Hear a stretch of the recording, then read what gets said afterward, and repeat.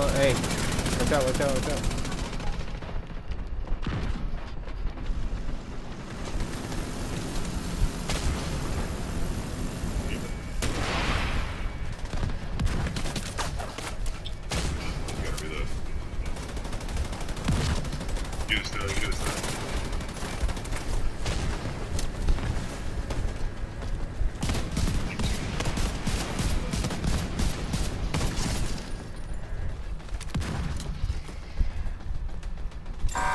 Rocket kick out. Hit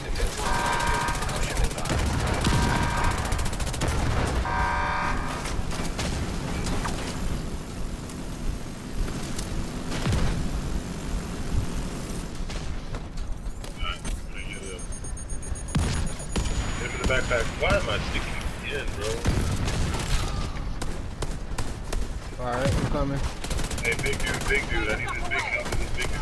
Need help with this. There you go. Alright, back there.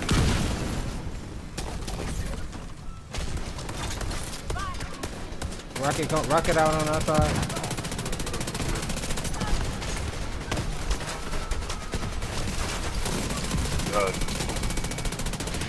You gotta shoot. Yes, thank you.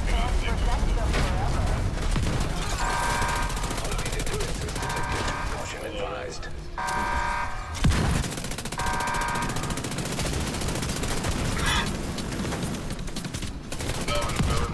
Said it won't run away from that shit.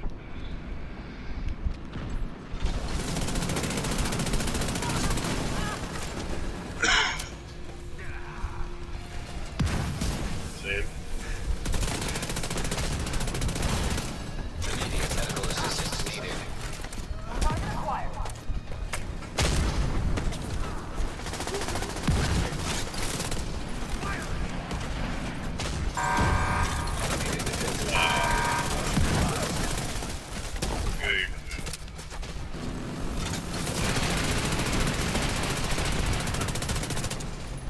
Watch out, watch out, watch out. Medic behind you.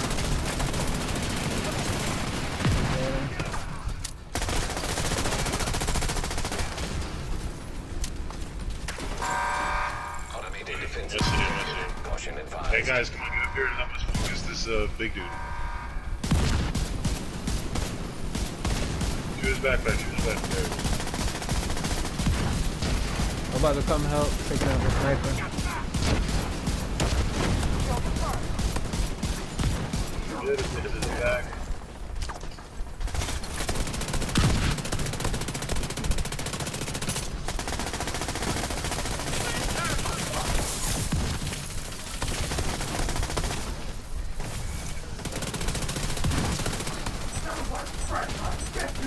Hey, stay away from me. Automated defenses detected. Caution advised.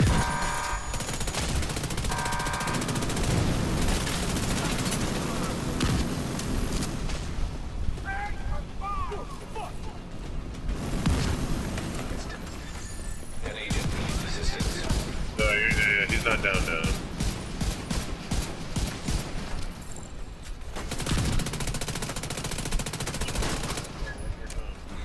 Oh. There he is. Big dude right here. Here he is.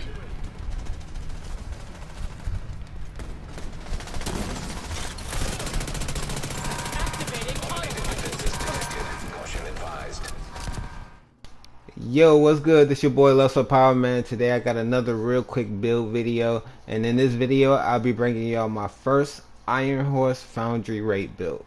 So basically this is a Foundry Bulwark DPS crit build that I made for the last boss in the Foundry raid. So on the last boss, y'all know there's a lot of things going on. It's the turrets, it's explosions, snipers, ads. You gotta do a lot of things, and sometimes running glass cannon or all red build just won't cut it, because sometimes you get automatically targeted and it's nothing you can really do, so all you can do is survive. So we have survivability, but we also have DPS and crit on this Bulwark build as well. So don't forget to like, comment, subscribe. Let's get into the build. So I'm gonna try to break this down the best way I can. So I'm using the demolitionist on this build for 2 reasons. One, we get a small laser pointer. It gives you a 7% crit hit chance on the underbarrel of your mod on your gun. And the second reason is for brace for impact. Ignore explosions. Can only trigger once every 60 seconds. So on the boss fight, there's a lot of explosions going on. Explosions from the Iron Horse train and explosions from the boss herself. So every 60 seconds you'll be able to ignore one of those explosions, which is absolutely great because they cause a lot of damage. But alright, let's get into the build. Inventory. Alright, for my guns, I run into SIG MPX. It's hitting at 106. So I chose this weapon because it hits really hard. It's one of the hardest hitting SMGs right now. We got 15% SMG damage, 20 crit chance, 10% damage to target out of cover. You want to make sure you get that 10% damage to target out of cover because it's multiplicative damage. We also have strain. Gain plus 10% critical hit damage for every 0.5 seconds you are firing. Stacks up to 5 times. So that's 50% critical hit damage you can get. But you can also use Optimus right there to get that extra damage as well. So you want to make sure you're using a strong weapon, and you also want to try to use a close range weapon. We are using intimidate on the chest piece, so a SMG, assault rifle, or a shotgun would be perfect. But let's get into the mods. Alright, we got a plus 5% critical hit damage mod, we got plus 7% critical hit chance, and we got a plus 5% critical hit damage mod. Alright, for our second gun, we're using a Baker's Dozen. It's hitting at 431.4. We got 15% rifle damage, 13% critical hit damage, 10% damage to target out of cover, and we got perfect lucky shot. Magazine capacity is increased by 30%. Missed shots from cover have a 100% chance to return to the magazine. So the reason I'm using this gun is for those snipers. You either gonna have red or purple snipers. They won't be that strong, so a couple of headshots will take them out, but they are kind of further away, so perfect lucky shot is perfect because all the missed shots go back to your magazine and only the hit shots count, and you only need a few shots just to take those out. So that's why I'm running the Baker's Dozen. Alright, so let's get into the mask. I'm running the Foundry Bulwark mask. The 2-piece gives you 10% total armor. The 3-piece gives you 3% armor regeneration, which is great for survivability. The whole time I played and beat the last boss on the raid, we did not have a healer. We was all running Foundry Bulwark, and that armor regeneration was enough for us all to survive. So we got 154k armor, we got 6 critical hit chance, and we got 12% protection from elites.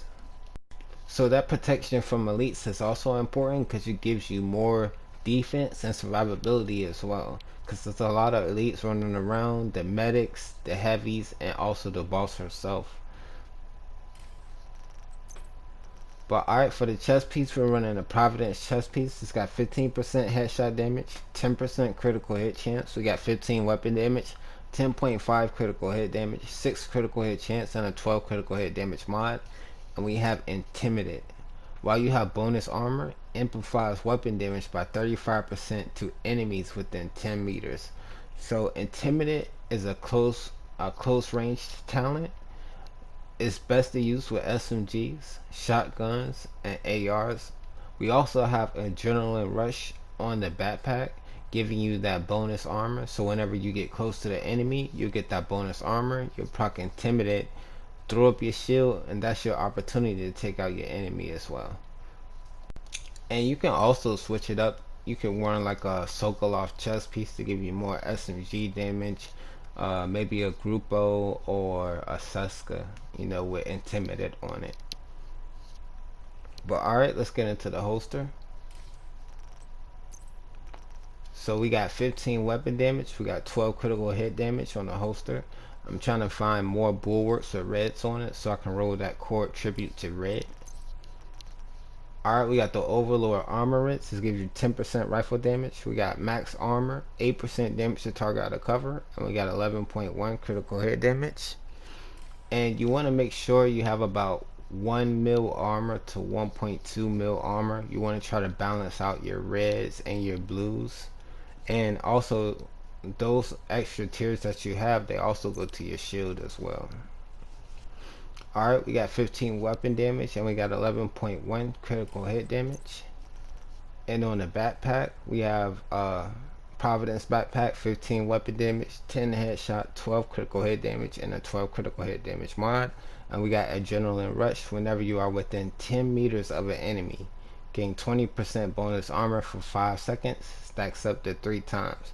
So whenever you're within 10 meters of an enemy, you'll get bonus armor. So that'll proc intimidate and you'll be able to put out damage.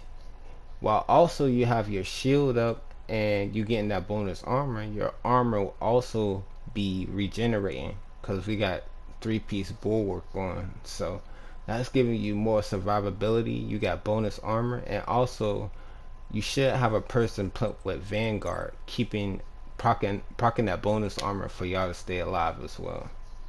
But alright, for our skills, we're running the Reviver Hive. You know, sometimes you go down, somebody may not be able to pick you up, or somebody needs to be picked up. So, and the shield, that's important. This is a must-have right here, because when you throw that shield up and you're getting that bonus armor procced, your base armor is still regenerating. So that's giving you more survivability to stay alive. And also the more blue attributes you have, the more your shield have. So we have 2 core attributes of blue, so we got 2.3 million armor on our shield, which is enough to, you know, take a little bit of damage and give us time to take the enemy out. So let's get into the stats. We got 106k weapon damage, 33k PvP weapon damage, 59 critical hit chance, 135 critical hit damage. We got 70 all weapon damage bonus, and we got 30% submachine gun damage bonus. And that's basically the whole build, man. Don't forget to like, comment, subscribe. I appreciate you guys for coming through, man. Deuces. Looking good, Agent.